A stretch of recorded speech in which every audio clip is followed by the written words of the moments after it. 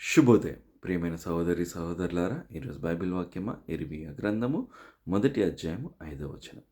గర్భంలో నేను నిన్ను రూపింపక మునుపే నిన్నెరిగి తిని, నీవు గర్భము నుండి బయలుపడక మునుపే నేను నిన్ను ప్రతిష్ఠించి తిని, జనములకు ప్రవక్తగా నిన్ను నియమించి తిని.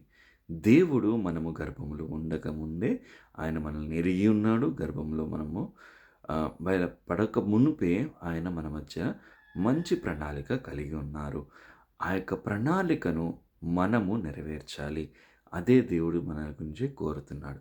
నీవు ఎటువంటి చదువు చదివినా, ఎటువంటి ఉద్యోగము చేస్తున్నా, ఏమి చేసినను దేవుని యొక్క ప్రణాళిక ప్రకారముగా చేసినప్పుడు అది ఆశీర్వాదకరంగా ఉంటుంది.